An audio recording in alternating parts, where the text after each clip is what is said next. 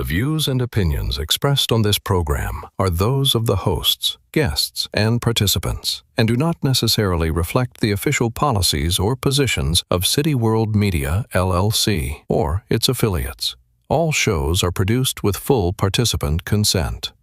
City World Media does not claim ownership of any third-party music featured and uses all tracks only with proper permissions or licenses granted by their respective rights holders. City World Media operates in accordance with fair use and digital broadcast guidelines on all platforms. From my city to your world, we are City World. Thank you for watching.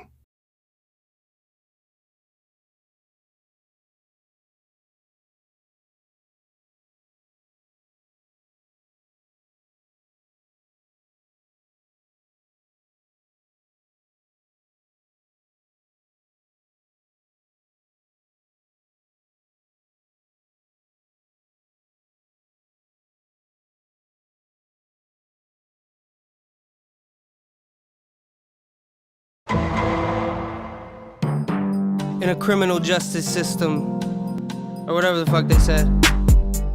Yeah. I'm at your neck if you fuck with Olivia. Me and Ice-T gon' fuck the whole city up. I'ma be a horse cop, bitch giddy up. Stabler real sad, he need to pick me up. He said we got the perp on video. SVU gon' get rid of him. We gon' go and give him 10 years minimum. We do not fuck with no criminals. See you in court, bitch. Wait till you see my key witness. The defense is defenseless. The jury gon' see what the truth is. He bout to go to jail. Yeah. He bout to go to jail. Yeah. He bout to go to jail. Yeah. Man, everybody knows this motherfucker's about to go to jail, man. He was touching kids, man. It's fucked up. It's an especially heinous crime. Yeah. Yeah, I'm at your neck if you fuck with Olivia. Me and Ice-T gon' fuck the whole city up. I'ma be a horse cop, bitch giddy up. Stabler real sad, he need to pick me up. Yeah.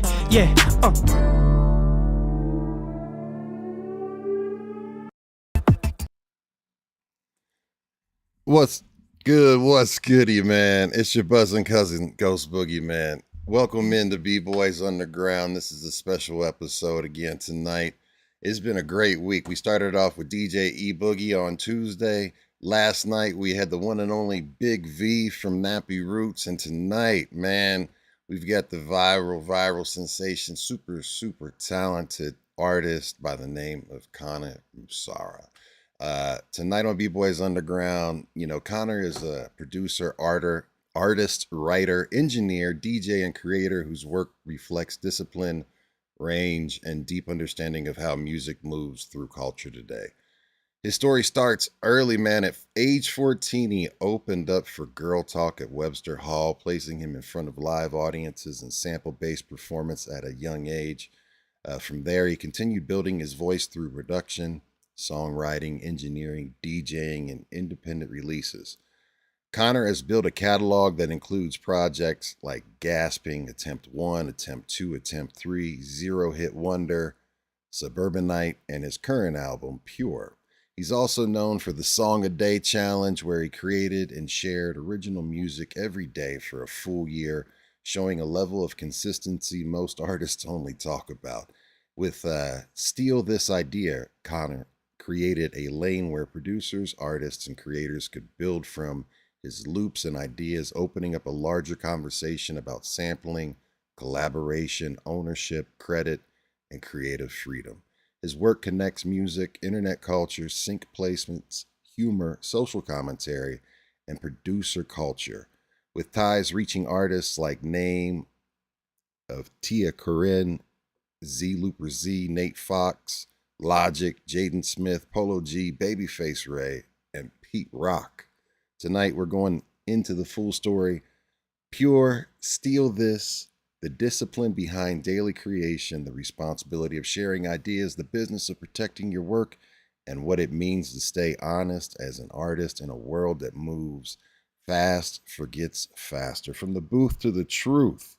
Yo, y'all, B-Boys Underground, we present the one and only Connor Musarra. How are you, fam? What's up, man? I'm doing well. Thanks for having me. Hey, Great to have you, and thank you again, everyone. We got to give the applause. Everybody got. Man, all right. So let's get into what we always do. Is whenever we play a song and introduce an audience that might have heard this for a million times, or this is the first time they're exposed to this content, I always ask that, and it's rare that an artist ever gets to speak directly to the audience that's consuming their media before or after they, get a chance to appreciate it. And what I'd like for you to do is tell us the story behind that one, because that's one of my favorite ones that Oh, you've the got, SVU man. one. When I Thank heard that you. one, I was like, yo, no, he did. Because you've got some sick flips, man. We're going to get into that too. But like, tell us how that one started, family. Thank you. Well, the story is so in my social media journey, when I was really this would have been like 2019, I started really focusing on like making a bunch of content.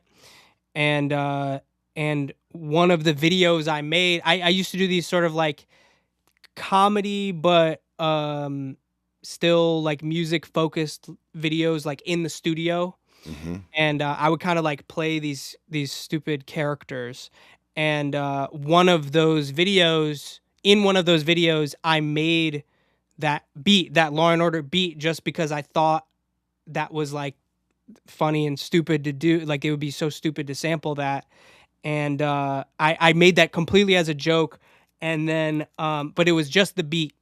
And then a couple months later, I was playing a show in Cleveland where I grew up.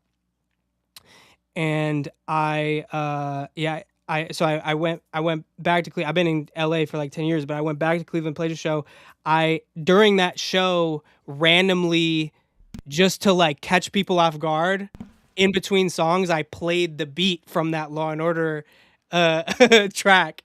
And everyone went so crazy to just that beat that I was like, okay, wait, I need to like write something to this.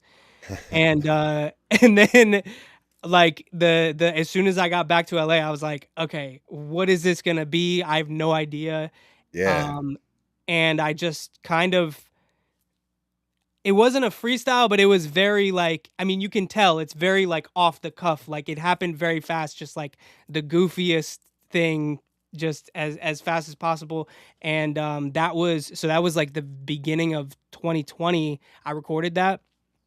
And a few months later, I shot the video just on a green screen, like in my living room at the time. And that was like, that suit wasn't even mine. I borrowed my roommate at the time's suit. Shout out to my homie Berto. I borrowed his suit for it. I just shot it on green screen. And then my homie Ernie Long, who has edited and directed a bunch of my music videos, he was the one who like really brought the video together and turned it into the like insane, all the graphics and like the goofy background stuff. That was all him. That came out like during like peak COVID craziness. Yeah. So it was like very weird timing to have this like extremely, comedic, stupid song about Law and Order while we were in like lockdown. It was crazy, but I love it, man. yeah, but that was the story behind that one.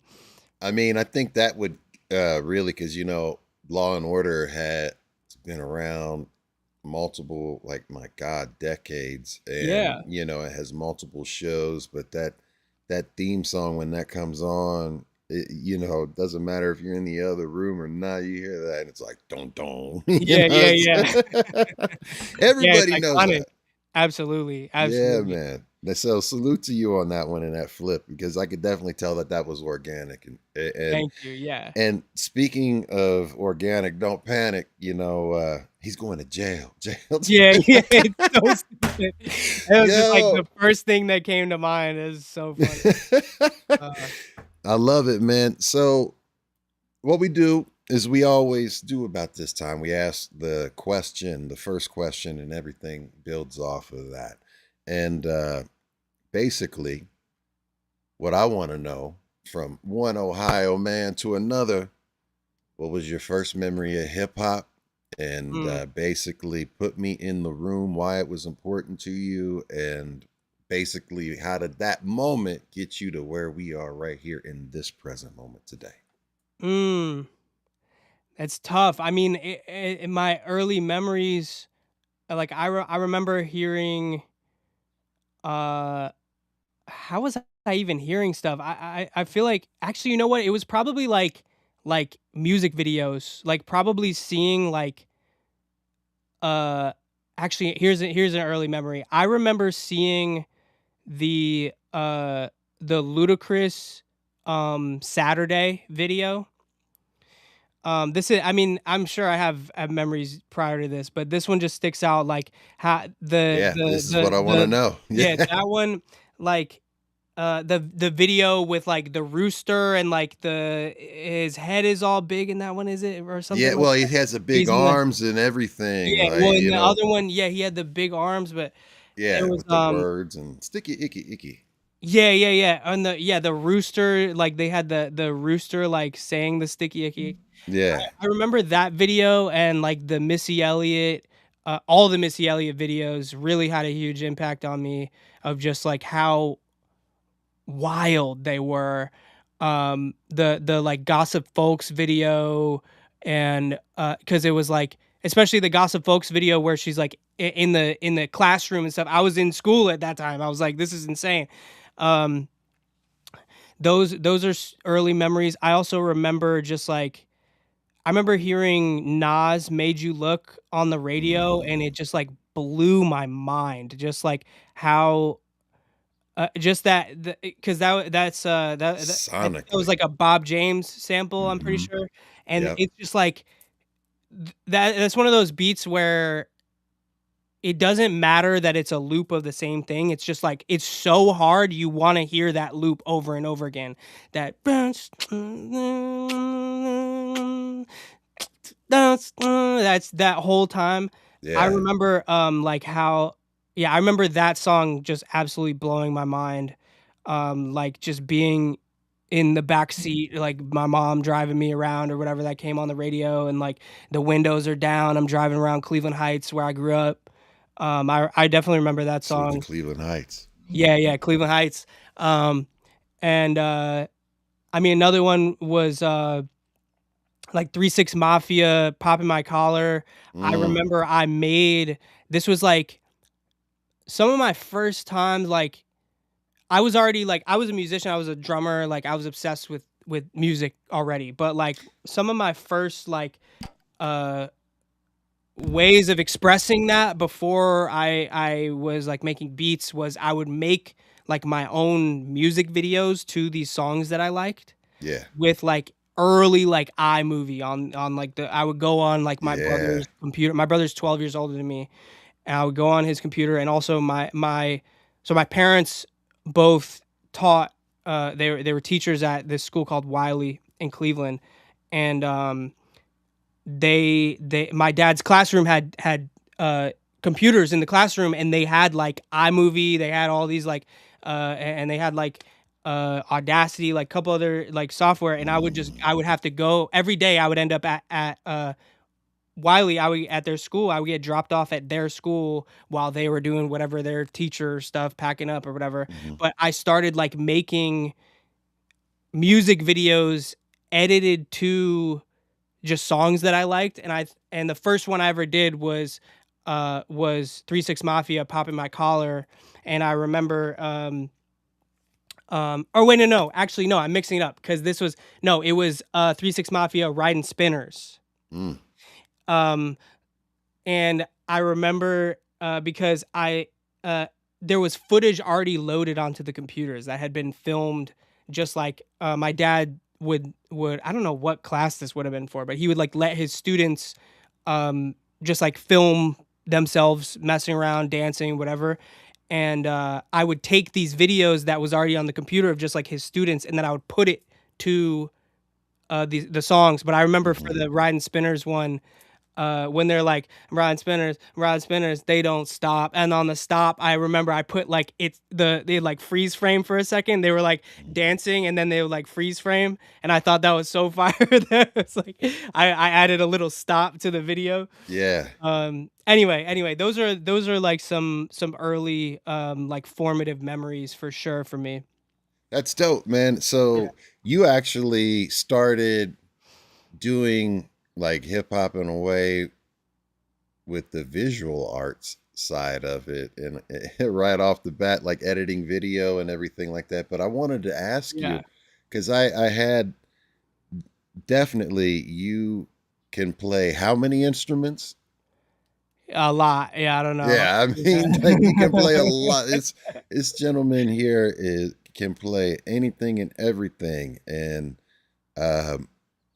so at what age did you start playing music? And like were you as infatuated with music as I was? Because I know by the age of 3, I was DJing in my own mind, I'm gonna date myself because I turned 50 this year, but I remember when WKRP in Cincinnati was actually like airing, right?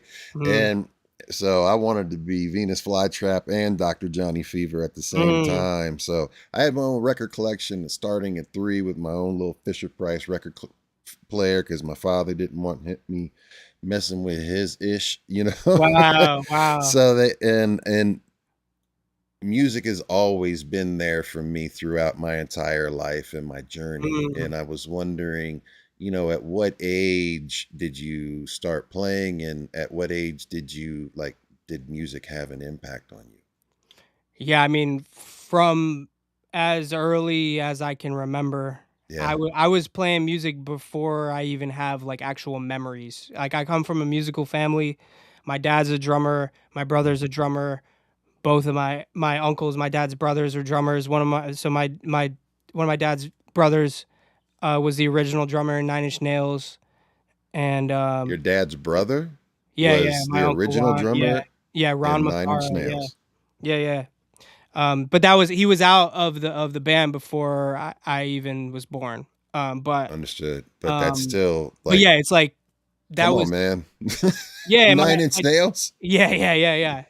Um, and my dad still plays. And my uncle Ron, he was in Nine Inch Nails. He's still in the industry. He's an engineer. He's worked with so many people. But um, anyway, I was born into a family that just like they were playing drums all the time. I was around them playing drums. They would put me on the drum set. I was a little baby. I can't even reach the kick and all that. Like I was playing drums since before I could walk for real. So Wow. um I used to all the school talent shows growing up. I would just like do a like a 10-minute drum solo. Like I can't even believe I like forced my whole school to like listen to me just do a drum solo.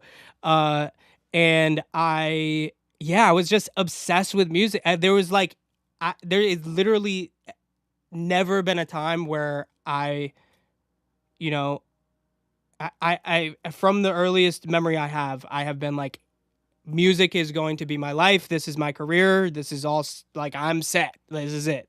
Man. And I so I would make music too with my dad and my older brother and stuff. And I was like 10 years old. I was in a band with my brother and his college friends. They're 12 years older than me. We played a show with in the band was also Girl Talk, who's like So Girl Talk was in the band with you guys? Yeah. I was in a band with my brother, Girl Talk, and then a couple of their college friends when I was 10, and we played a show in Cleveland, and and then I went on to like open for Girl Talk a million times, and that's the homie. We still work together. He still does music. I literally just I engineered, so I mastered a song for him literally a couple weeks ago.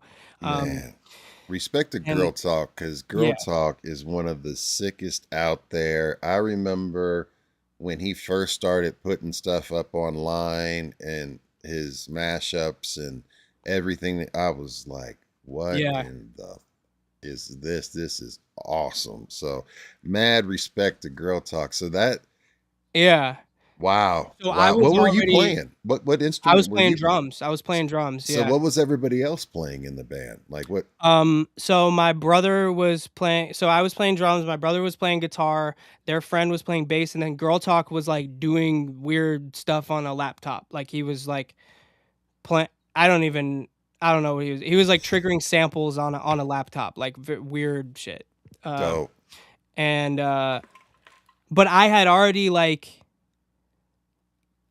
I was used to I used to perform all the time as a drummer. I would do these like drum solos at talent shows. I would like play drums for like when I was literally like 9 or 10, like I would one time I was like a percussionist for like my sister's like boyfriend at the time. She's 6 years older than me. They were in high Mhm. school. Like he played a show and I was like 9, 10 years old and I was his like percussionist playing a djembe on stage. Like um I've just like always been immersed in this.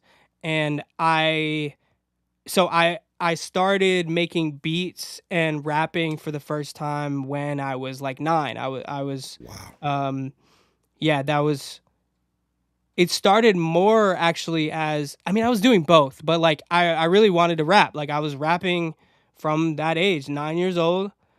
And I would mess around on Acid Pro 2.0. Man, shout out to And Acid Pro. I did a yeah. lot of work on Acid Pro myself. Yeah, it's a classic. It's a classic. Yeah. Um and yeah, I just like especially at that time, I was just so excited at the possibility of making and releasing my own music. I didn't care like the technical stuff. I was like, I'm gonna just figure this out. I don't care. Like, I don't care if I do it wrong. Let me just make stuff, you know? Hmm. Uh, and so I was like, I started releasing music on MySpace when I was in sixth, seventh grade. Wow.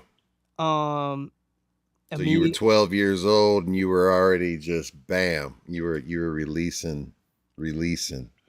yeah, exactly. And I was just like, I was really motivated, and also it was I was getting that motivation too because at the same time I had the immediate like the girl talk thing too was a very parallel timeline of I was like going through I was in middle school and girl talk was becoming a worldwide superstar, and that's my brother's friend, and they like my brother engineered every single one of those albums, and like Wow.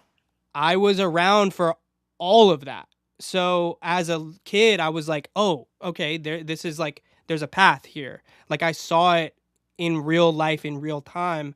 So it was formative for me, and I just didn't look back. I was like, "All right, this is what I'm doing." You know what's so dope? And people, I don't know what it is about Ohio, and I know this is going to be, everybody can say it for their own state, but there is so much musical talent that comes from Ohio in all genres of music. Now, I'm a hip Yeah. hop head and a funk old school R&B. I grew up listening to my parents, of course, you know, I was exposed to diverse types of music and at all times and was encouraged to listen to any type of music and um people just don't really understand or know the fact that there's so many talented individuals that come from Ohio musically, you know. I Yeah. mean, there's a reason why I guess the Rock and Roll Hall of Fame is in Cleveland, right? Yep. You know, and that's dope. What was some of the earliest musical influences that like what were your parents and everybody playing, or what was the music that was playing in the household when you were coming up? Like, Super eclectic. Like I'm super grateful and proud that my parents were always up on like all type of music, yeah, everything. Like they were really supportive of me hearing as many different things as possible. And my dad definitely comes from like he was a rock guy. He was obsessed with Led Zeppelin and all that, and he would That's my always favorite band, a rock yeah, band of all time. That's the best rock band of all time, in my opinion. The classic absolutely. rock. Yeah, John Bonham is like my A dad's god. ultimate like idol as a drummer. And so that was like my introduction to drums was definitely like rock. Like this With it. is the world. Like I was learning how to play rock drums for sure.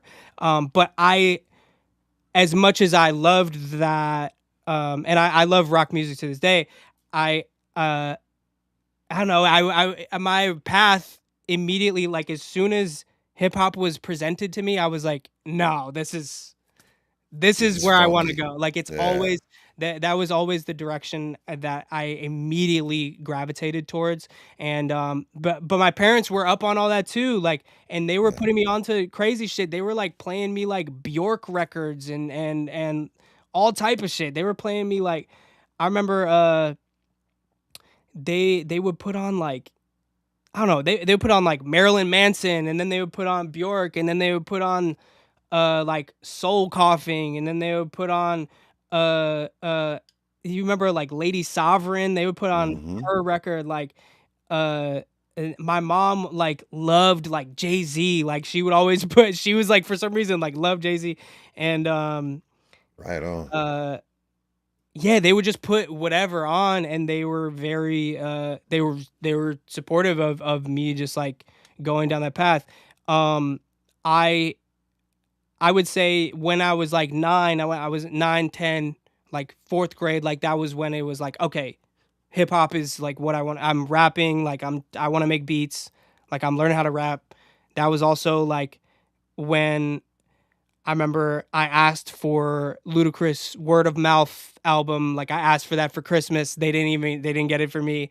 But that was also when I started like illegally downloading on I was That on was the Kazaa and like Napster yeah, area. I was on Kazaa and yeah, it's funny and uh yeah, just like and Eminem at that time too also was really 'cause I mean, it was like now it's kind of like almost embarrassing to be like, "Oh yeah, I'm a white person in hip hop and like Eminem was so important to me." But like he really was like a really important figure to me. Just like I don't know. I mean, one like his greatness, but two, it was at that time like there were not many white people in hip hop. Like it really wasn't like that common. So There wasn't many nice. exactly, that's true. You know what I mean? Because here's the Yeah. thing, like it that I still have PT. I always joke about this and bring this up. I still have PTSD from Vanilla Ice, fam. Yo. Growing up when that Oh shit. he came out, in middle school, high school age, and I was just like, Man. and when Oh, and our B Boys Underground was a radio show that was founded in Cincinnati on public radio station called 88.3 FM, and we were nice. able to play uncensored everything, and but also Oh, from that crew um spawned Scribble Jam, if you ever heard of Scribble Jam. And Scribble Jam was one of the, last places he came down and performed. And, that's a legendary battle. And that was the first time I seen him. And, there was all these freestyle battles, and there was a lot of white kids coming up, and they're getting served. And I'm yeah. behind, I'm running mics and running sound and doing everything. And I'm right there, and I'm just like, okay, he comes up, and I'm like, all right, please. Yeah. Please. Yeah, You yeah. know what I mean? And as soon as he opened his mouth, it was just like everybody just stopped. You know what I mean? And he cut through and was so I understand exactly what it's like as a white kid, and loving hip hop, and you see someone that is white and it's like they're nice, and it's like, oh shit, okay, yeah, you know what I mean? And it gave a little bit of credibility back to it because of, like there's the conversation that, guests in hip hop and all of that, you can get into Yeah. politics and, there's reasons for it, and it is what it is. I respect everybody's opinion and it's all Yeah, of love, but for course. me, music is music and it's universal, and it doesn't matter who you are. If you're nice, and that's all that matters. And I'm happy that we're in a day and age now where we're kind of removed from that a little Yeah. bit. And, you have an opportunity to get, if you're nice, put it out there and get on, and it's golden. So I Yeah. understand what that means to hear Eminem and be inspired by him. You know what I mean? So salute to you on that. It's all Yeah, good. absolutely. And I mean, and also that was just like his peak right then, and that was right Yeah. when 8 Mile came out, and that's Yeah. a super. I mean, it's an amazing movie. It's a super inspiring movie for anyone who wants to make music, and I mean, just inspiring in general, and even just like the proximity of like Detroit to Cleveland, like that's a couple hours away. Like Yeah. to me, that was like, oh wow, this is a path, and obviously my music and my sensibilities are completely different and my career is completely different than that now, but seeing that as a kid definitely impacted me a lot. Oh, well, hey Yeah. man. That's awesome. And I guess, the thing that I respect the hell out of you about, um, and you've talked about this in a lot of interviews and the research that I've done in regards to, like, especially when you said put out a song a day, right? You did Mhm. the 365-day challenge, or you put out a song every single day, each day for a year now. I do want to ask, because I was doing research. Some say 150, some say 200, and you say 365. Like, is it 365 songs that you put out in that entire year, and you did it every single day? Didn't miss a day?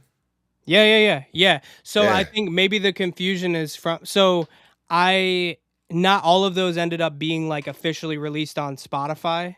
Mm, So like, but like I literally creative. did one and posted it on social media every single day, but I only released like officially released the ones that were like the cream of the crop.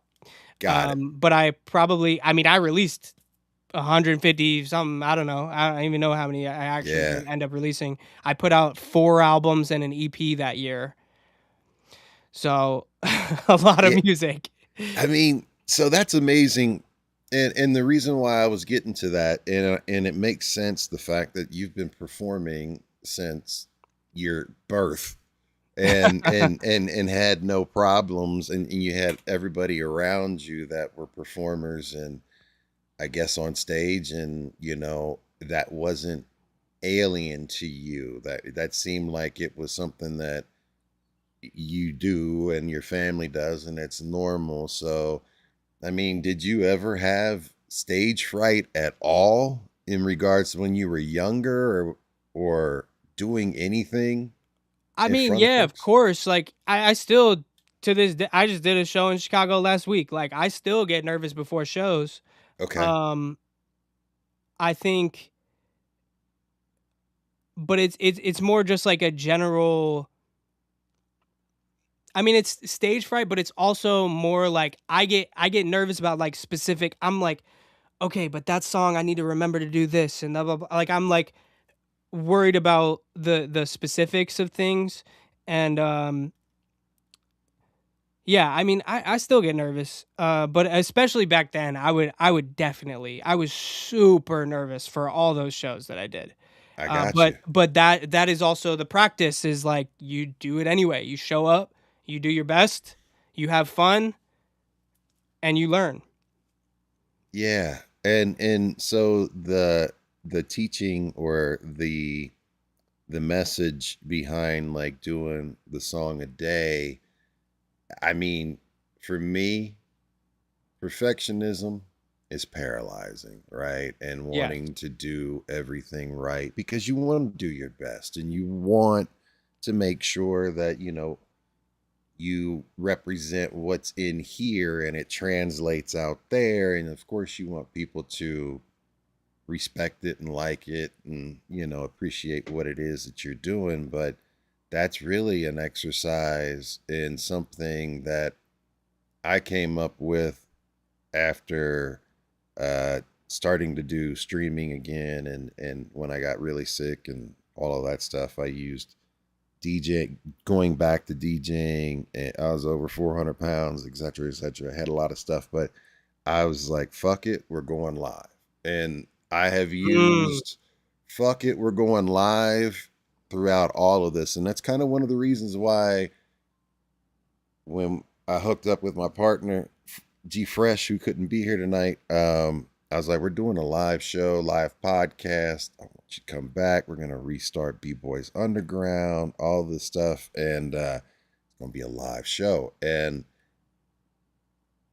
in the live arena, it's organic, it's real. A lot of podcasts, a lot of shows are taped and edited down. People record 5-6 hours and you get 30 minutes of an interview, right? Yeah. You get double takes. None of that here.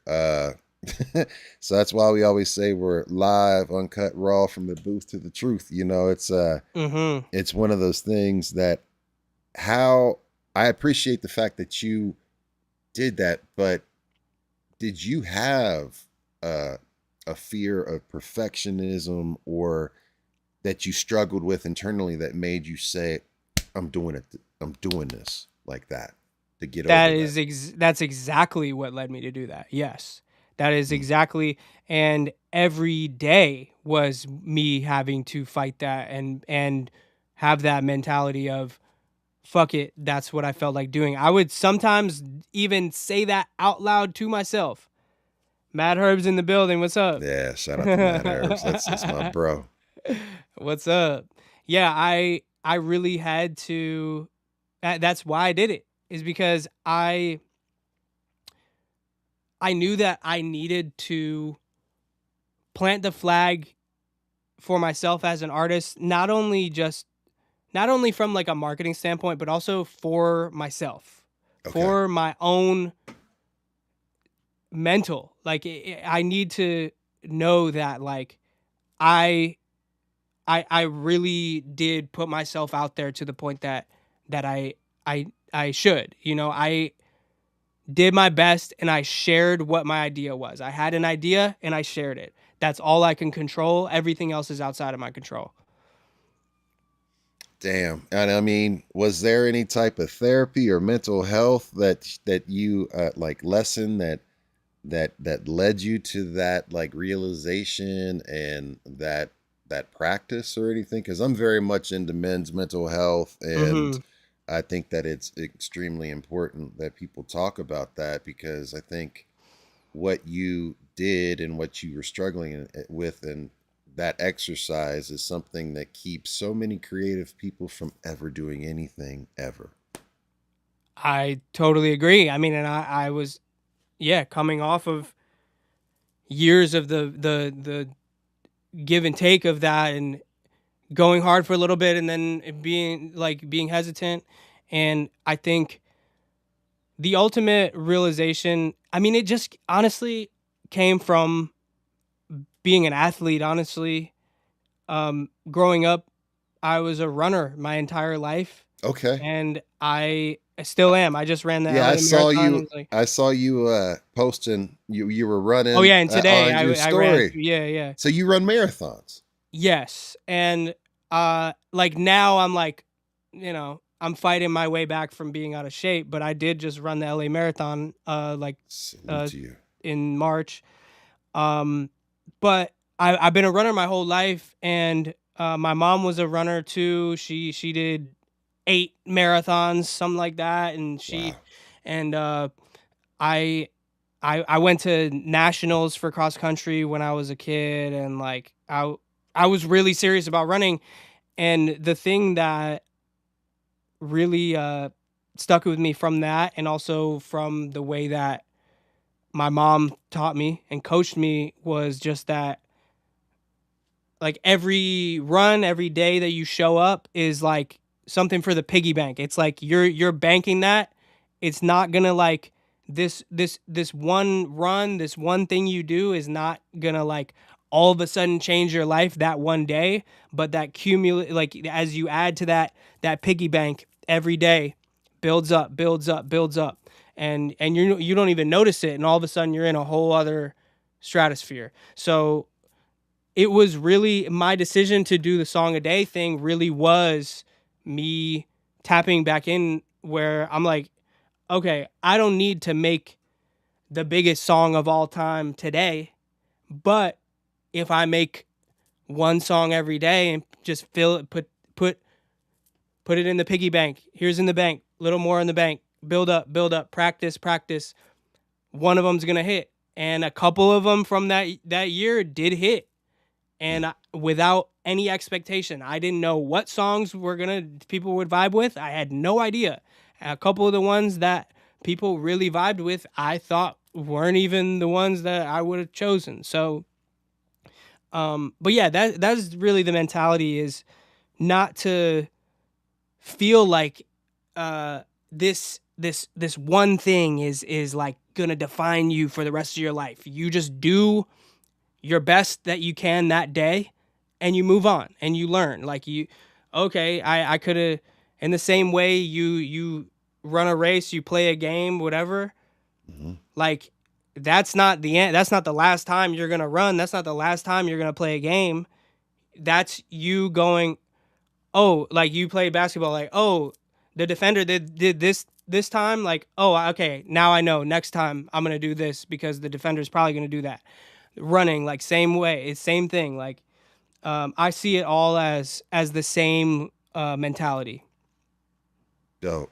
I mean that's very very very dope. I mean, because as you were saying that and you were talking about that, I was like, he's preparing for a marathon Yeah. just by doing that and showing up, and then that is the biggest thing, and that's the biggest lesson as this 50-year-old unk is still like, learning, and all you can control is your present, and you have to stay in the present. So you can't worry about yesterday. You can learn, and you can't trip on tomorrow because you don't know, right? So you can just do right now, and that's all Yes. you have, right? So 100%. that was like one of the reasons I was like, man, I hope he actually, accepts to be on here, because salute to you. Thank you for joining our platform and Thank you for gracing us having to me. be Appreciate able it. to have this conversation, because you have a lot of to information that people can learn from, and applying that methodology. You have to show up every day, create, and don't let anything tell you that those voices in your head that says you can't do it, that's somebody else's voices from early on Yeah. that you're Yeah. hearing. That's not you. You have a want and desire inside to do something. You have to do it if that's what you're called to do. So Yes. salute to you, man. And like knowing early on that you were like, music, this is what I'm doing. And that's awesome. I love the perseverance too, because were there days where you were like, oh my God, I don't know how I'm gonna do this shit, Bro, most days were I was miserable. Most days. It was like it was very, very rare that it went smoothly. But I knew that by showing up and pushing through it, that I was not only growing as a musician, but growing as a person. So I just had to just go. I had to just go anyway.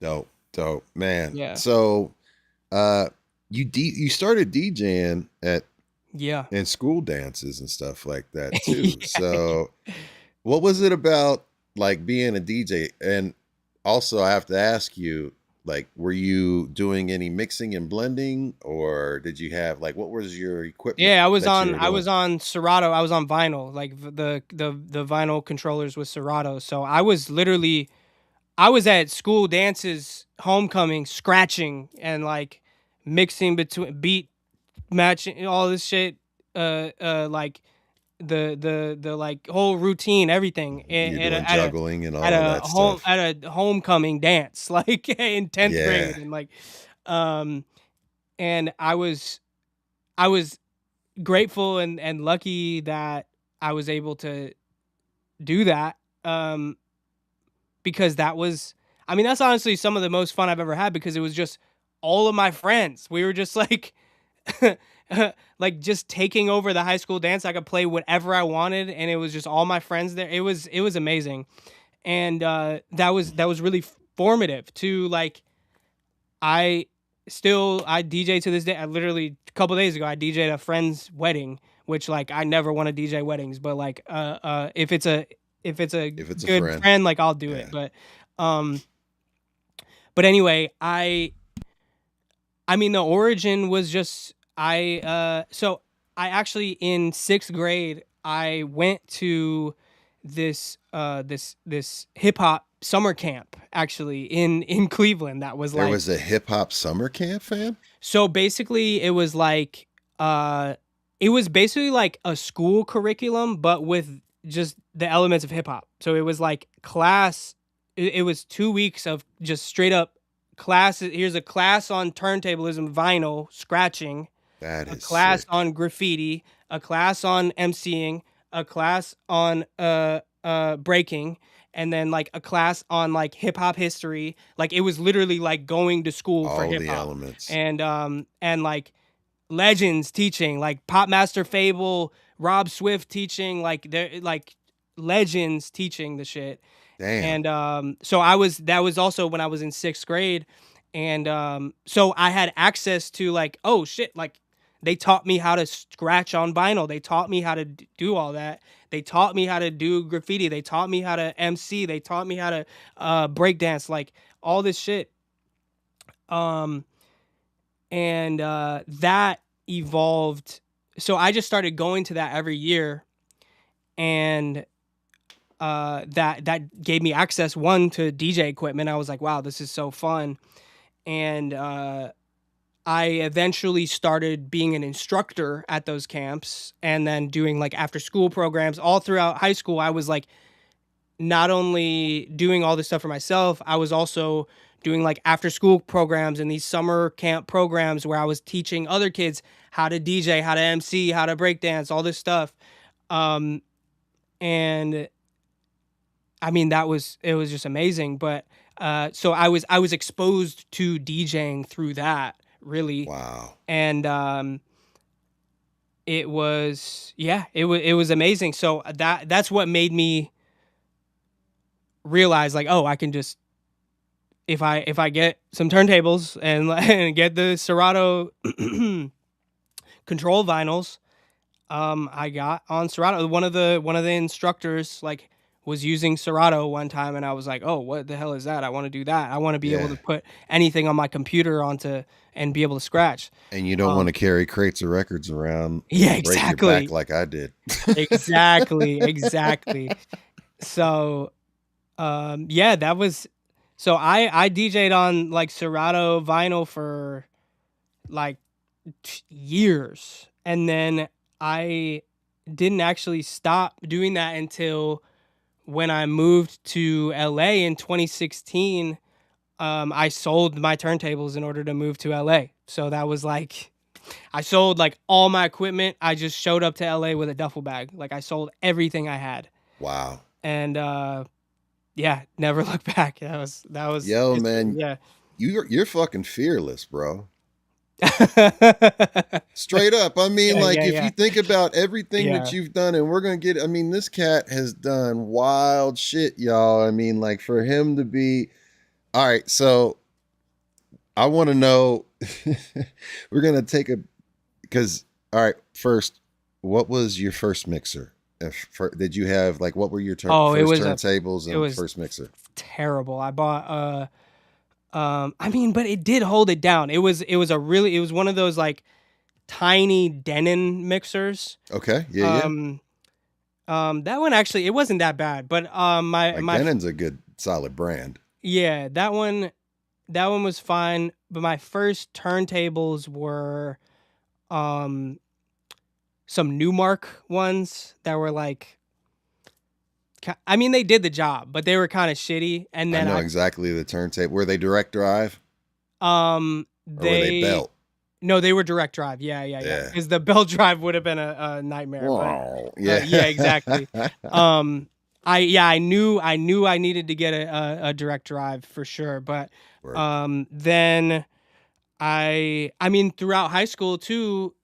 So instead of having like a high school job, like I was DJing. Like I was making money DJing in high school.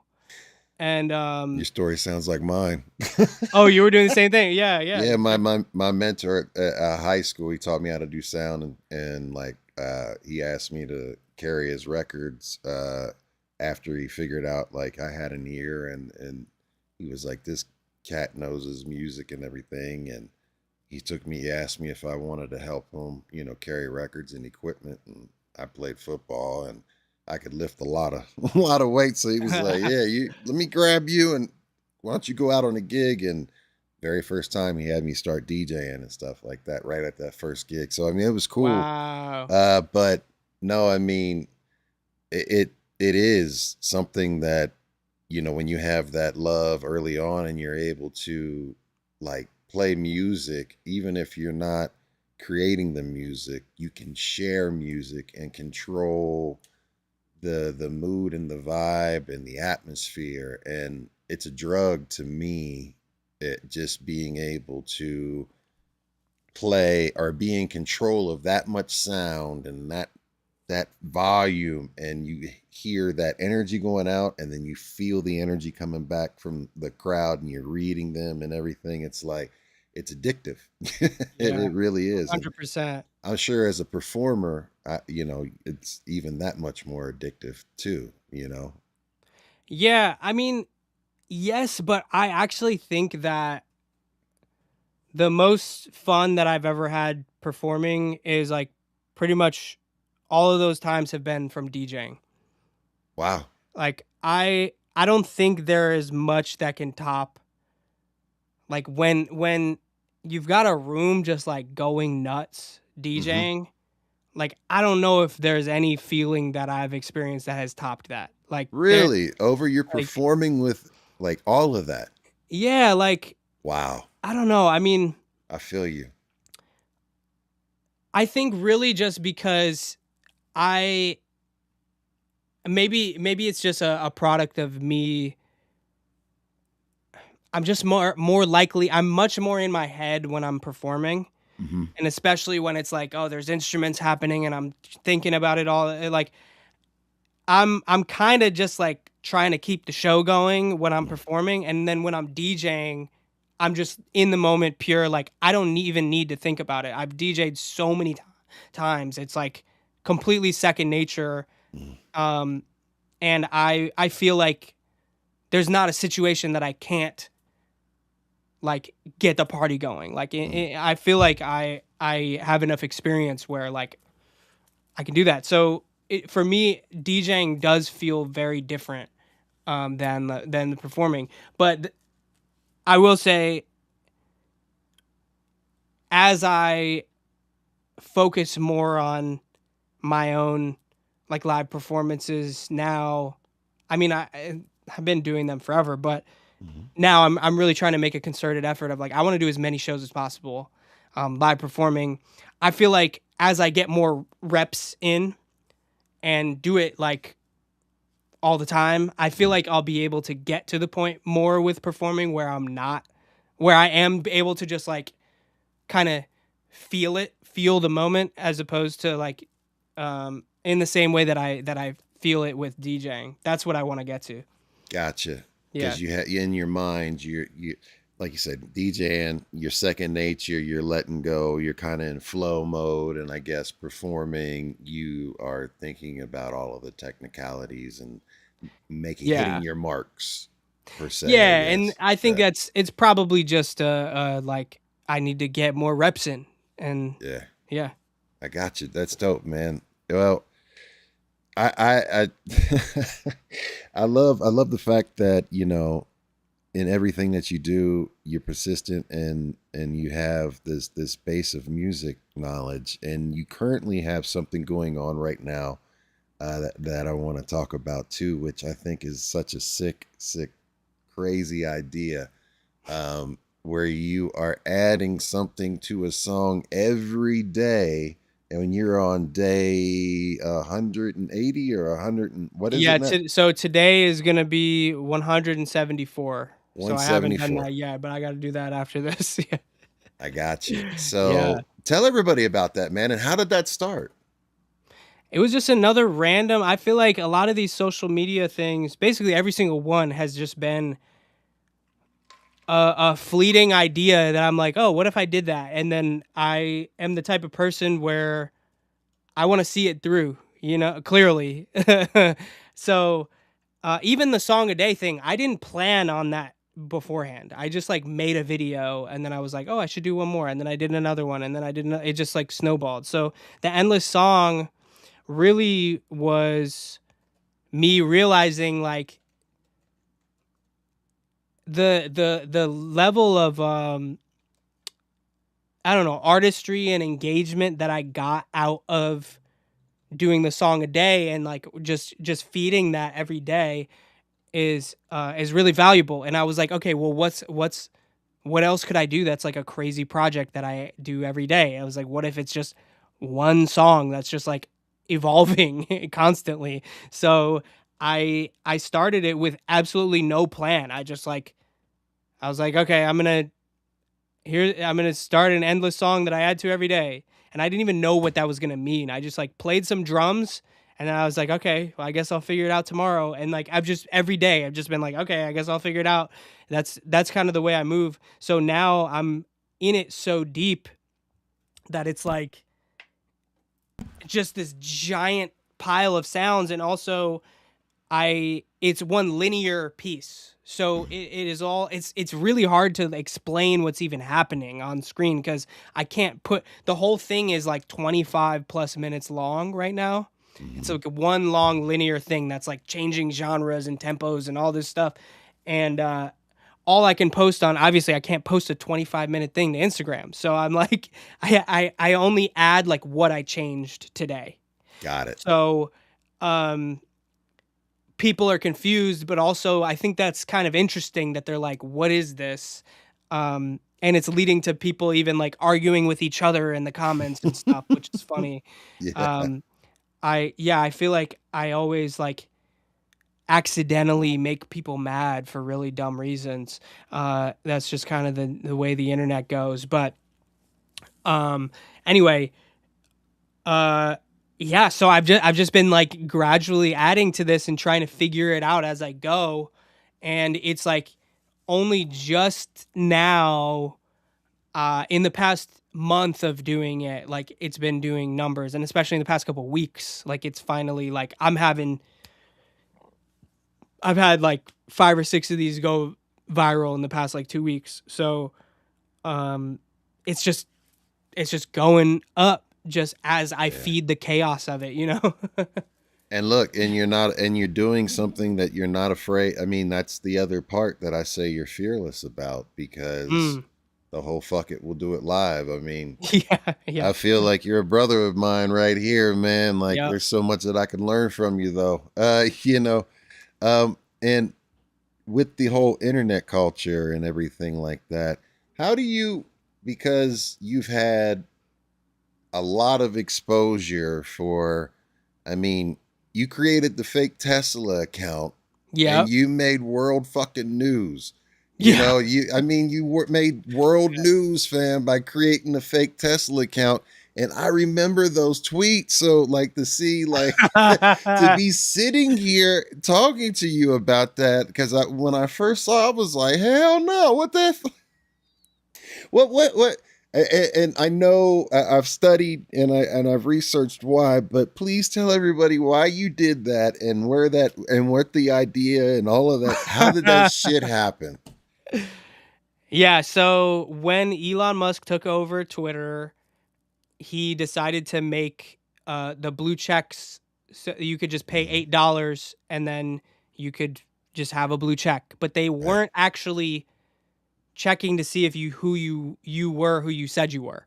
Yeah. So a lot of people started just making fake accounts of existing people or brands. And I remember seeing, I mean, this was also like, there were a few comedians who I'd seen done this before, like with their real blue checks. Like I remember Jabuki, the comedian, like he's fucking hilarious. He did this a few times. Funniest. He did one, he was like pretending to be the FBI, and it was so funny. But so that was like the original inspiration, is like seeing those comedians do that. But when Elon made it $8 to get a blue check, I saw, I think the first one I saw was like probably like there was like a Nintendo one where they was like a fake Nintendo account, but then it was like Super Mario like giving you the finger, which is like so funny. It's like such a stupid thing, but like it's so extreme to see from the brand Nintendo. Yeah, it's so it's like a clash. Like, holy shit, Mario's like X-rated for a second. What the hell? Like, yeah, exactly. And I remember I was actually DJing the night before, and I remember talking to my now wife. I was like, people are making all these like fake accounts. I think I'm gonna make a fake account tomorrow. Like I didn't know what it was gonna be, who I was gonna try, anything.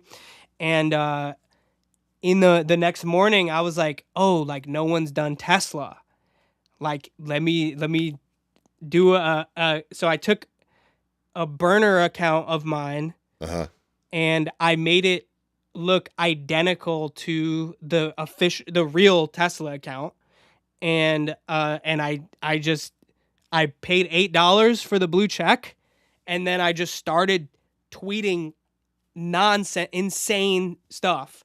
And I didn't think that anyone, like, I honestly, genuinely, with all my heart, I did not think that, like, I thought maybe a couple of my friends would see it and think it was funny. Yeah. And like, I was also like, wow, it would be kind of embarrassing if I did all this and then like nothing, like no one even sees it. But yeah,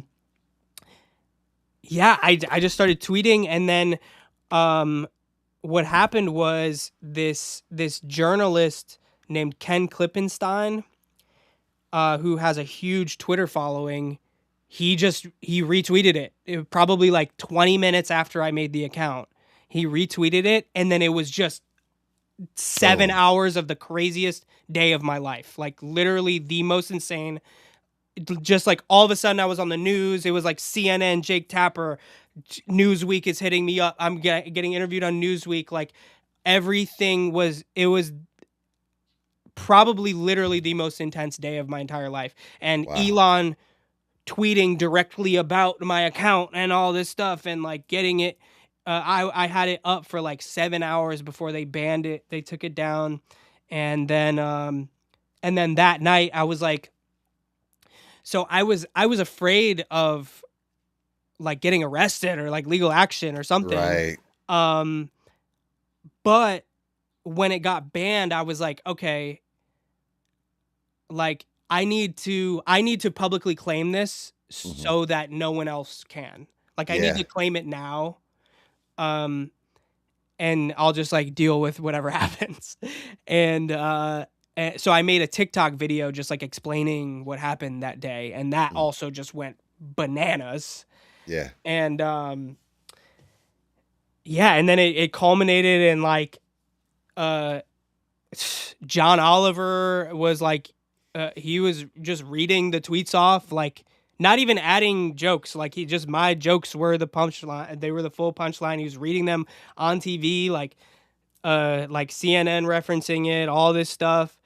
And then it ultimately was quoted in the official Elon Musk biography, which I have right here. Holy shit. Yeah, literally the book about Elon Musk's life quotes my fake tweets about Tesla. So that is wild, fam. Yeah. I mean, hold on. Yeah. Listen. Yeah. What's it like to have beef with a billionaire, man? Bro, it's honestly insane just to know that like I I personally, just me, ruined the day of the richest man in the world just by saying stupid shit on the internet. It's crazy. I I affected their stock price. Like, it's crazy. Holy shit. I didn't know. I didn't realize that. Like, it's just wild. I mean, Yeah. I don't know. That's It's surreal. very bizarre, and I'm actually like so lucky that I didn't get any sort of legal action against me. Yeah. But I don't know. Yeah, it's still really surreal that even happened, and it's been a couple years now, but it's still, yeah, really bizarre.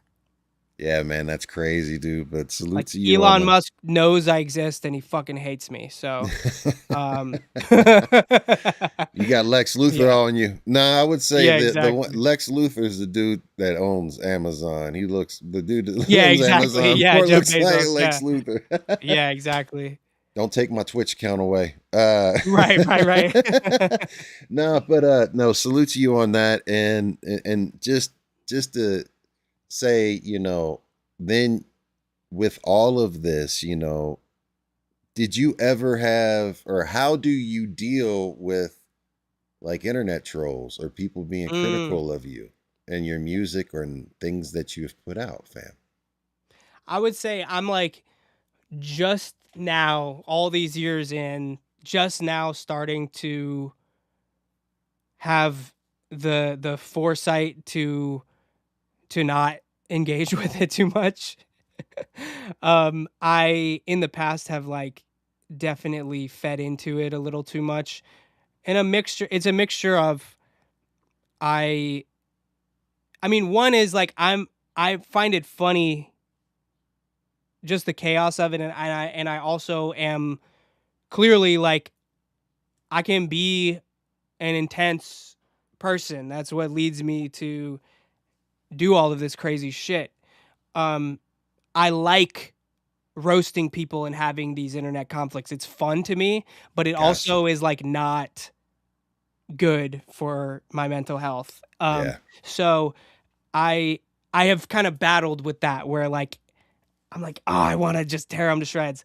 And I still am like a chaotic person online, clearly, but um my I now at least I understand a little more like I need to just let it rock.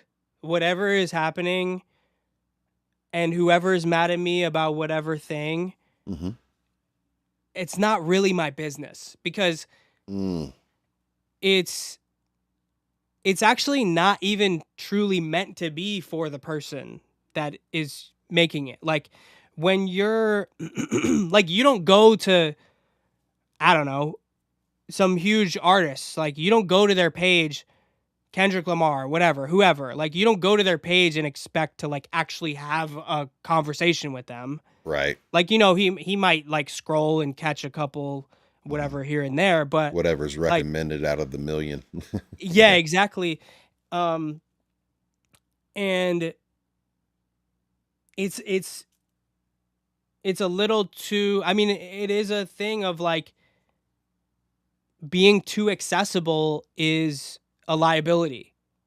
And Mm. in terms of, I mean, your own mental health especially, but also even just in terms of your brand, in terms of your like perception. It's like if people feel like they can get at you, they will continue to do that. So I as much as I do like struggle with, like, I'm always like, "Oh, let me at him." Like, let me like uh uh let's go. Message. They all said message. That's Yeah. me. I message. Hey, hey, yeah, exactly. I am now, I think, just now starting to get a little bit smarter about it where I'm not gonna let it uh I'm not gonna stoop down to that level. I will say there it still affects me, and I still also have scenarios that are like borderline scary on the internet. I get death threats on the internet sometimes, and Wow. I have experienced some like scary stuff. I've had people like post my personal information online to try to scare me. I've had people like all type of stuff. Yeah. And it's fucked up, but the only way to win is to not play the game in that case.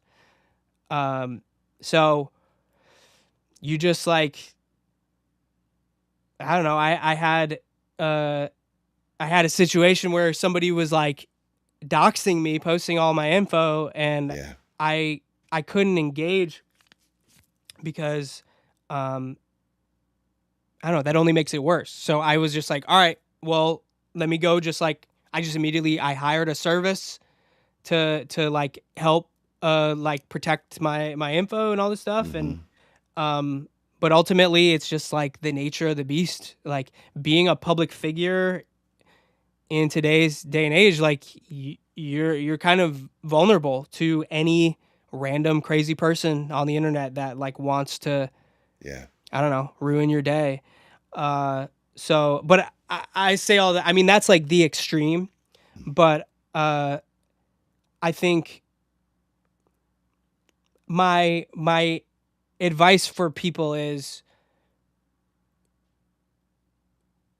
you want to see all of the engagement as a good thing, genuinely. Like when people are mad at me now, or they're misinterpreting something I said, or they're whatever, they're like, now with the endless song, they're like, oh, you ruined the song, whatever, something I added, and they're like, oh, you ruined it. People having a genuine like human reaction and like wanting to share that is a blessing. Like the fact that people actually care enough to be like, hey, this is what I thought about it, even if they don't like it, I am actually genuinely grateful for it. Like I understand also as a person who I also sometimes I'll comment hating on something sometimes. Right. Like I understand that it's not always I mean, it's just not it's not personal. Like it's not they're not coming after me as a person. They just saw a thing and they had a reaction to it, and we can move on. And a lot of people that I have also, just by like responding to people in like a genuine way, a lot of people that have talked shit in my comments have been like, actually, I fuck with you. Like you're real. And that's just because I responded from a real place of like, okay, I get it, but this is what I was trying to say. And they're like, okay, I understand. Like so every once in a while, that's a thing that happens. Anyway, I'm just rambling, but this is No, something. you're good. This Yeah. is all so important for people to hear. So please don't feel like you're Yeah. rambling. This is what we're here for. I think that it is really common for people to bring that up. Just because they see, I mean, I get a lot of people yelling at me all the time. Yeah. But and they ask how I deal with it, but I think it really is just like we're all having this experience online. It's all one thing. We're all in this big pool together. Yes. And there is no like it has leveled the playing field, and people see like the numbers and all that stuff. I don't see it like that at all. I see everyone is in this same space together, and everyone can get whatever attention and whatever positive, negative, everything. It's all for anyone to experience, for better or worse. And your job as a person who is in it is to not be afraid of that and not flinch. Your job is to just not flinch. Like it's going to try to fuck with you, and your job is to not flinch. Salute to that, man. And that's I mean, that's jewels, that's wisdom and knowledge, because I mean, like, honestly, that's one of the hardest things that people deal with. And even, myself, it's like that fear of like, man, I don't want to Yeah. I don't want to deal with that shit. But the thing that I had learned was, and you said it earlier, it's not your business to care or control what people think about you or other things. I mean, the only thing that you have is you, and worry about what Yeah. you think. I mean, they're allowed their own opinion, and they're going to operate the way they're going to operate, and let them do them, right? And you be you. Yeah. Yeah, exactly. And just one other thing on that, a really good example of this that I've actually learned a lot from is, so there's this girl Trisha Paytas that I produce for. She's like huge social media person. Yeah, I seen that. She's wild. She's hilarious. But I am very inspired by her ability to just go. Like there is no amount of like you can't get her to not do something that she wants There's no to do. You fucks know what I mean? given, Like is what you're she is saying. exactly Zero like fucks. she has an idea, she's gonna do that idea. Like there is not anything that is gonna stop her. And she knows that like no matter what the response is, like she got it off. Like she got it out of her system and she's just gonna keep going. And of course, she's still aware of like how people are responding, and of course, she wants people to respond well. That's what we all want. Yeah, Um, but I've been really inspired by like her output of just it's no fucks given. Like, yeah, I try to have that. that's dope, man. Well, hey, salute to you on that. And let's talk about some music for real. How Yeah. are we doing on time with you, fam? I can go for a bit. Yeah. Okay, all right. Well, you let me know, and it's not rude. Say, hey, yo, wrap it up, B. Hit the Dave Chappelle wrap it up button, because I can Yeah. go on and on and on. Like, but so I really want to get into the music, man. And honestly, I have to let you know, like, there's some things that's going on in my personal life, health wise, that's not public, Mm, and but I've been very public about my health and everything, and mental health and everything that's gone on throughout this journey. But your song Funeral, bro, and I even played it for the folks I was previewing, because I have another podcast that I do with the homies Herbs One, that's in the chat with Mad Ways, and they have a group, a hip hop group. Herbs One makes beats. He makes dope ass beats, mm, and he's sick. He's out in Cali with you, and mm, he is dope, and that's my bro. But I'm gonna say I previewed Funeral for everybody.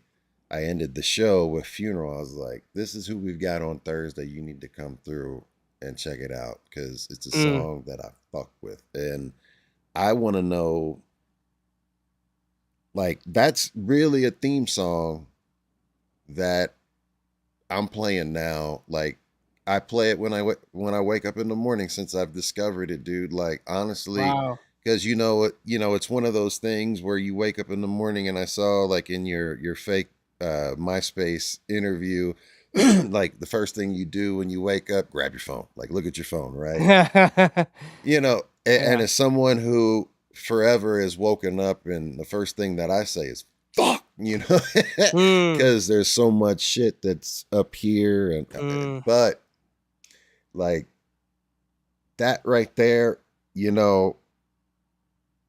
want to know the story behind it, please. mm. So that was I wrote that with my friend Benny Main, who's featured on the song. He's the second verse. Um, I mean, it was really natural. That was our first session we ever did. We had only just ever been we were friends on the internet. He's a really sick musician. He does sort of a Wow, um that was the first thing you uh, guys did. that was the first and only song we ever did. Yeah. Okay. Yeah, that's the homie though. But we were cool on the internet. He does sort of like rock pop stuff, but it's like uh it still has like hip hop influence to it. Hmm. Anyway, uh so that's also why I thought he would be perfect for that, because that guitar part and all of that, like, um I wanted to do something like that anyway. So but that entire thing, like, that was made from scratch from uh like in the span of a couple hours, like from literally just like meeting each other in person for the first time, and then like the song is done, couple hours. um and It was, I think it was really just born out of that guitar part. That was just like this sort of melancholy guitar thing I played, Yeah. and it just made me feel really nostalgic, and it made me think about like all of these eras of my life that we talked about already today, Yeah. and the transitions of like I really see like my life before and after living in LA. It's like it's a stark difference for a lot of Oh, reasons. Ohio's So that's culture yeah, shock going from Ohio to yeah, LA. yeah, and also just like on some real shit, like my mom passed 3 weeks after I moved to LA, so it was My like condolences. there. Thank you. But that was like a exact like hard line turning point. It was like I live in LA now. This is a new life for me. Like this is a completely different.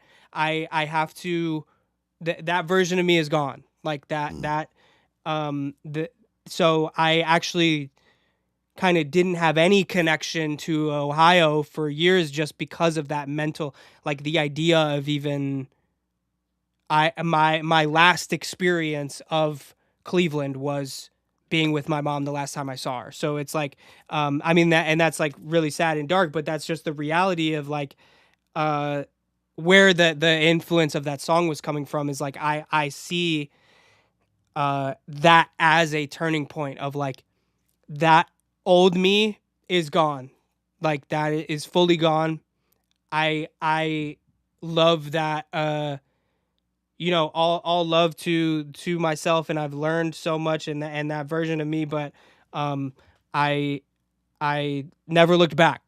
And um also wanted to, I mean, I know that's something that a lot of people relate to too, is whether it's like a literal thing of like moving to a different place or moving to a different place mentally, you Yeah. know. um I Yeah, I don't know. I went into that, like, Benny and I didn't set out to even tackle that concept. It was really just a natural, like, the music led us there. It led us to this nostalgic place, and I also knew that I really wanted to. I've recently really been into like big stacked vocals, like as if it's a whole crowd singing it.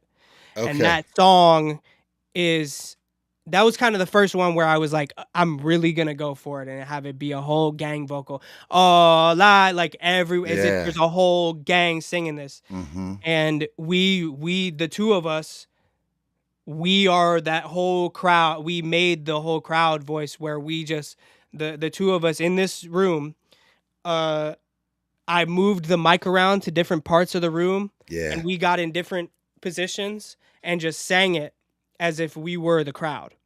Hell yeah. And and yeah, and we just did it. He wrote and uh recorded his verse right then. Like we both did the whole thing right then.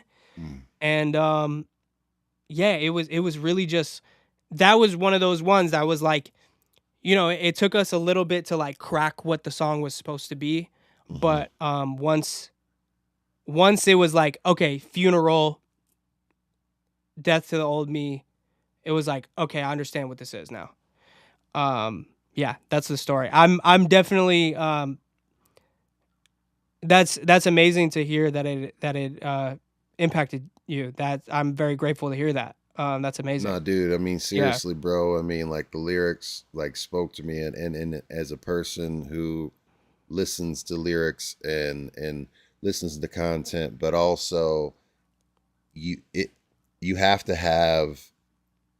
I always listen as a DJ and as a kid and everything. I listen to the music first before I even Mm, start to process the lyrics or anything. You know, I do listen to the lyrics and what it's saying, but I'm listening to it more so how the vocals are interplaying yeah. with the melody and in and out and how it fits and harmonizes and adds to the sonic, right? Uh and as a DJ mind, I'm always thinking, all right, well, what is this going with and how do I feel? But I love songs like, you know, I like playing all types of music, but when it is like myself, I love ballads. I love like Mm, soul music. I love music with emotion, with feeling, mm, with that something that's going to tug at my heart and like, you know, give me something to, you know, and that one, like I knew and felt I was like, there's something with the message, there's something in that music. I could feel the melancholy and to hear the the story behind it adds so much more quality to the fucking song. Now that it, yeah, I mean, that's an anthem of mine, man. And wow. I, Thank you. you know, would you mind us playing that for the folks? Oh, I don't mind at all. All right, so let's play it right now, y'all. We've got it ready and queued up. This is Funeral. Check this one out. Let me make sure I got the volume turned up and we ain't messing up. All right, here we go. You're only big as the pond that you swim in. I'm a koi fish. Devils and angels on my shoulders with opposite voices. A lot of people that could have made it with different choices. A lot of people that started hating cause I'm enjoying this. That's when they know I'm gone with the wind. I'm ripping the rear view mirror out the whip and I'm starting again. Speeding across the country with a duffel bag and a dream. I know it hurts to see me go, but this is actually me. All I know is keep on driving. Let dead roses fall behind me. Cause it's a funeral for the old me. It's a funeral for the old me. I just stole a hearse doing 90 on the highway. Someone cut the brakes, I feel like I'm in the car chase. Going through the motions, came up from a dark place. As I'm looking back, think I did it for the art's sake. Life's a one take, down a one way. Pop the top off, I'm a sunbathe. My aura turned blue and the sky gray. I'ma make it make sense one day. I'ma go, go, go. I'ma go, go, go. I'ma go, go, go. 1, 2, 3. All I know is keep on driving. Let dead roses fall behind me. Cause it's a funeral for the old me. It's a funeral.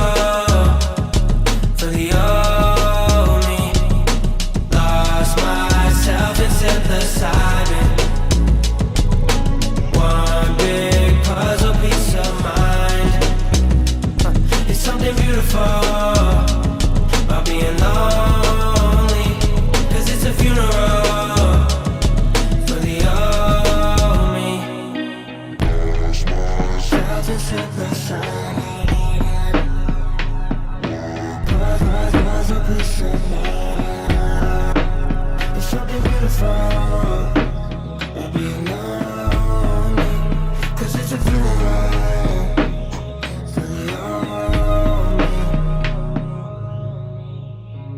Wow. Yeah. That's Yo, funny. That's funny too, because I realized earlier when I was talking about I sold all my shit and literally came here with a duffel bag like that. I literally referenced that in the song. Like that's yeah. real. Like that's a real story. Well, when you told that story and you said Yeah. that, I automatically went to Oh, that you realized lyric. that? I didn't even Yeah, remember I said that in the song. Honestly, yeah, it's so funny. I told you I listened. I've been listening Yeah. to it, man. Like that. Wow. I told you, man, because that's kind of like my theme song too. Because Wow. again, as someone who has been very like, I've died twice. Wow, And man. I'm gonna say that stress was absolutely the major contributing factor to the fact of kidney cancer and losing a kidney, because if you let stress get you, it higher your cortisol levels and everything, and like it destroys you. But it's proven, they're doing studies, and stress absolutely is one of the leading causes of renal cell cancer. So Wow. you deserve it to yourself to say fuck it, you're gonna do it live. And right now in the when I tell everybody, and I always repeat it at the end of the stream, stay present. I'm talking to myself, I'm not talking to them. I'm trying to remind myself, like, so, but I love the fact that, even I'm looking at 50 and it's not the end, or it's not the final No. chapter. Like, nah, man. And instead of beating my ass up every single day about woulda, coulda, shoulda, and damn, all right, it's a funeral for the old me. Here we go. And like you said, you got to show up, be present, and fucking put in the work. And regardless of whatever happens, if you put that work in, just like running, you get your endurance, you get your breath, you figure out who you are. And through those challenges of, like you said, where like the posting a song every day, and you're like, it's fucking brutal. I was miserable every day, but it was the perseverance that took it to see it through and say, I'm not going to give up. And through struggle and pressure, diamonds are created, right? You know what I mean? Yeah. Nothing good comes easy, and nothing worth anything. Like, anything given to you, you can be appreciative, but unless you really fucking worked hard to create something or do something or work towards something, just doesn't feel the same as something that's given to you. That's yeah. Absolutely. Feel that 100%. Yeah, man. So I appreciate that one. And like I said, I wanted to make sure that we fucking played that one, because that's one of my, I felt that one on the album. The whole album's amazing, pure. Why don't you tell everybody like about that album and how that came about? Yeah, that was me really tapping back into myself and my process, and creating without any expectation. It was not really a social media focused thing. It was really just like I had to get that off. Like Hmm. I had to do that. And it was also um it was a I also put it out on my mom's birthday as well. Which actually we're about to be it's about to be on a year actually, so May 15th. So yeah, so on the year of the album. And Mad love and it respect. was thank you. Yeah, and that wasn't something I talked about publicly at all. It was just like it was something that I wanted to do, and just like uh really it was called Pure because and on the album cover, like you can see it's like the DIY like water purification. Like all Okay, the so different I types of wanted to additives. know what that was, and I'll pop that back up on the screen, because and it's underneath you and everything like that. But let me just so people can see exactly what it is that you're So talking about. Yeah. so like water filters, like you can make your own water filter like in nature using like certain types of rocks and I minerals and don't know whatever. this, so And like like get this up on game. oh yeah, well it's sort of like I don't know, almost like an outdoorsy thing. Like Yeah. if you're camping, whatever, like there's a bunch of different ways to do it. But um one way to filter water and purify it if you don't have any other means is through like this basically like different levels of like a certain type of rock, certain type of sand, charcoal, like all the different levels, and that filters out the water.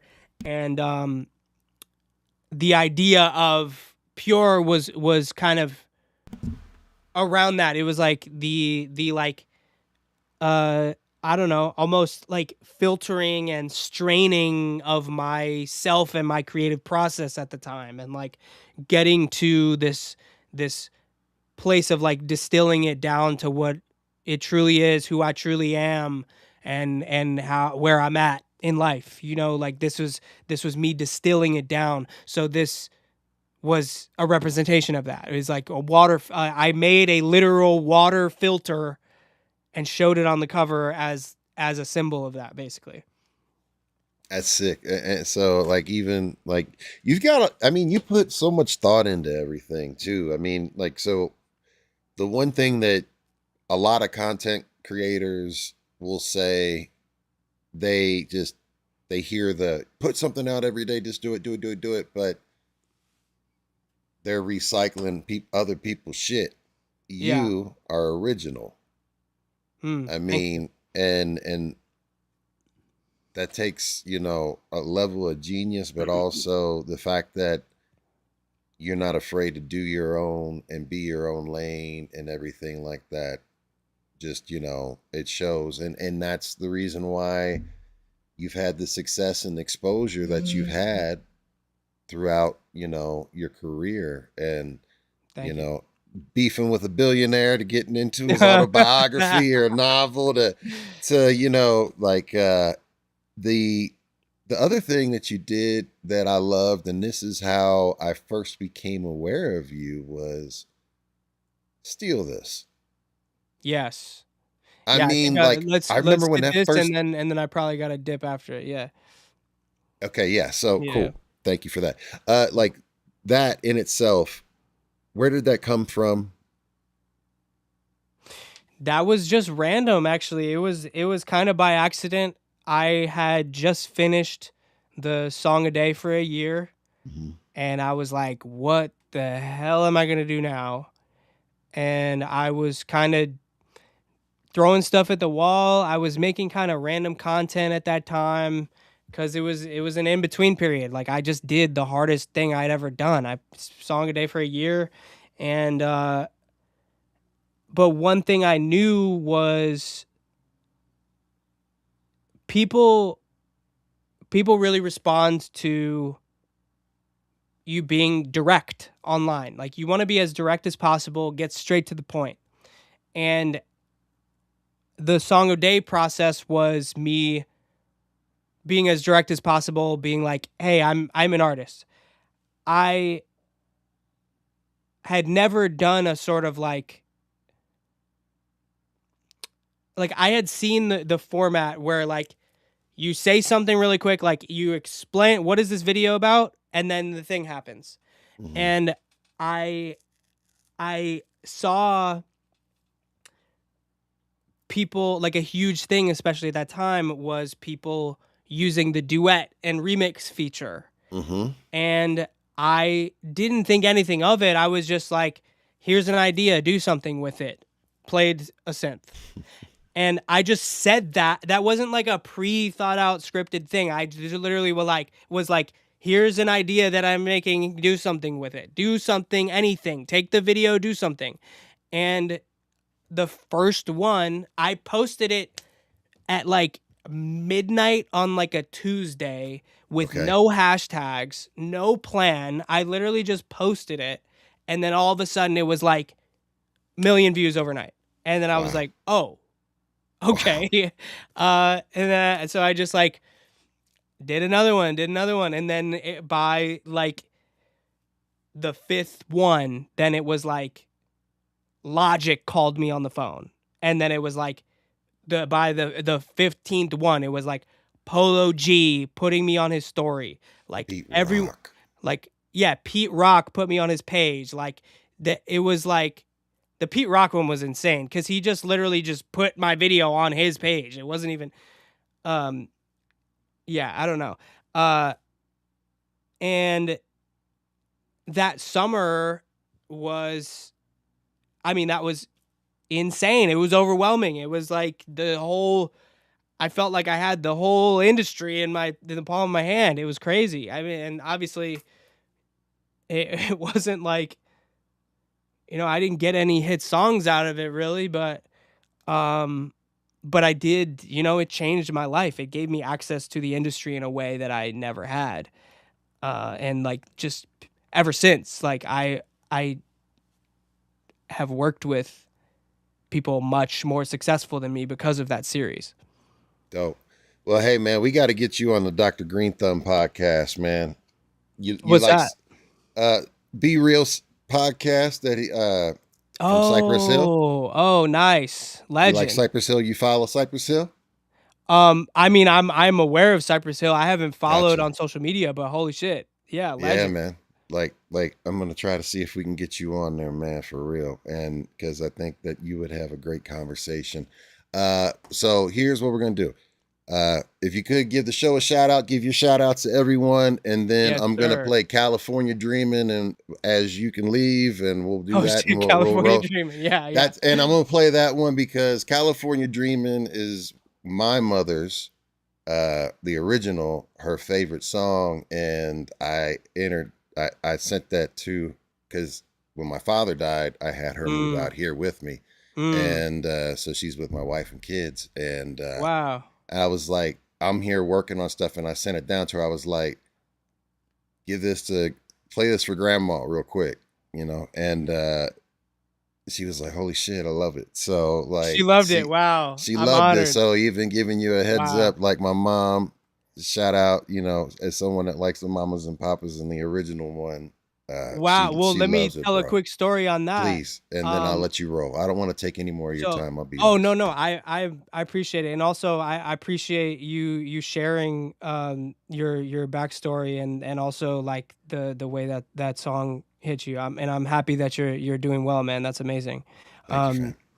uh I so I was working with Cisco Adler, who was in that group Swayze. Mm, Um and they had the song Corona and Lime. They had hits like in like 2009, 2010. Um, anyway, so he is the son of Lou Adler, who is legendary producer. He produced the Mamas and Papas, and no shit. so when I was working with Cisco, um, I was specifically doing. So one thing I do pretty often is music for like TV and ads on the Yeah. side. I don't really talk about it that much publicly, but I have music on TV every day. NASA Super Um, Bowl. yeah, exactly. Craziness. Um, and anyway, so I was going to the studio every day, and this publishing company, long story short, wanted cover songs of old hits, basically like modern versions that they can put in TV and movie trailers and stuff like that. And I did a bunch of these different ones, but one of the days that I was in the studio, Cisco came in and was like, "Yo, like you should do California Dreamin'." Mm, And I didn't really think anything of it because I was just like, "Okay, it's another cover song." But um, it was literally by like the direct blessing of Lou Adler. wow. Um, and I don't know if I'm even like supposed to publicly say that, but like, um, basically like I'm like one of, I think maybe one or two other people ever who have had that sample cleared. Wow. Like there are people who have covered that song, but they cleared the master of that song for me to sample. Wow. Um, Personally through Lou Adler, who produced the song, which is just kind of Insane. mind blowing. Yeah. And uh no one knows that context, and I can't advertise that, but just that song does really hold a lot of uh meaning for me, just because that's like, wow, like I really um they gave me the opportunity to touch music history, I guess. Yeah, I was honored that I got the blessing to do that. and they cleared the sample. So that's what that was. Yeah, and that's amazing that that your mom likes that. Your grandma loves that. Yeah. Yeah, my mom. It's my Yeah. mom. It's my kiddo's grandma. Oh yeah, yeah, right, right, Yeah, right. yeah. Yeah, yeah. But yo, man, and I hope that you have an opportunity when you do to you bless us with your presence again, man. Bro, absolutely. I would love to come back on. Yeah. Yeah, Okay, absolutely. cool. B-Boys Underground. Yes, sir. So look, y'all, the one and only Connor Musarra, and I'm saying it correctly, right? Yeah, Musarra, either way. Musarra, Yeah. Musarra. Yeah, yeah. I butcher everybody's names, but No, no, it's you all got good. any? Literally everyone fucks up my last name. Yeah. My last name for real. I'm not gonna say it out there, but the way it's spelled is I've dealt with that my entire life too. So Yeah. all I'm gonna say is you please shout us out and then give your shout outs and roll out, and then I'm gonna play the song and then we gonna be out. Yeah. What's up? It's your boy Connor Musarra. I'm here on B-Boys Underground. Appreciate you for having me. Great experience, great vibes. Yeah, you can find me everywhere on the internet at Connor Musarra, ConnorMusarra. And yeah, new music coming, new album this summer. Really excited. Let's go. Appreciate it. Hey, bro, thank you so much. That's Connor Musarra. We are out of here, but don't forget, we're going to roll out to California Dreamin'. Much love to you, Connor, and have a great day, sir. Peace. Appreciate it. Have a good one. Yes, sir. Peace.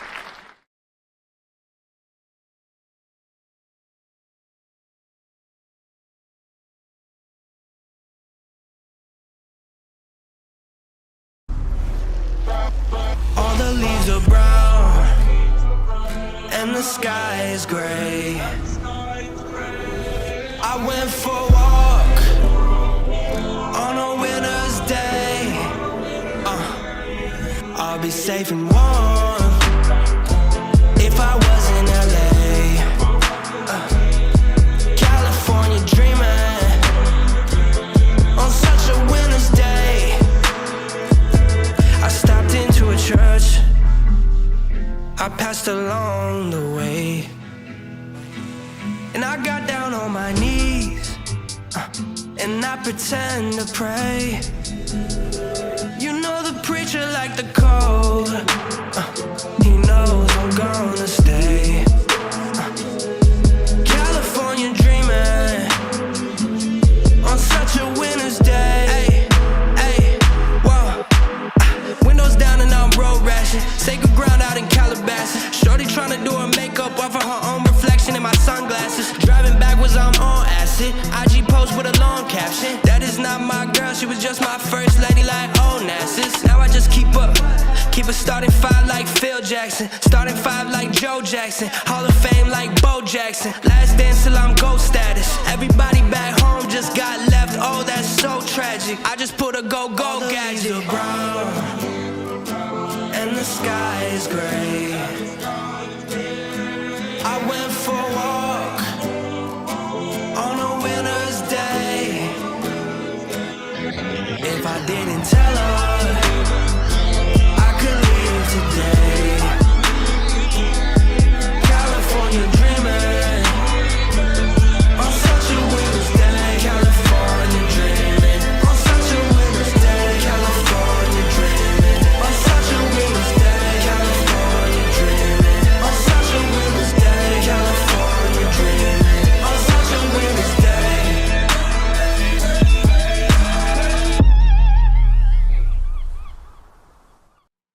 From the booth to the truth, we are live, we're uncut, we're raw. I'm Ghost Boogie. You, and especially you. Yeah, you. You're special. Don't let anyone or anything make you feel anything different than amazing. And if it does, or they do, well, hey, they don't deserve your time, attention, or money. So keep it positive, keep it pushing, keep persevering, and stay in the present, not in the past, because all you can do is learn from it.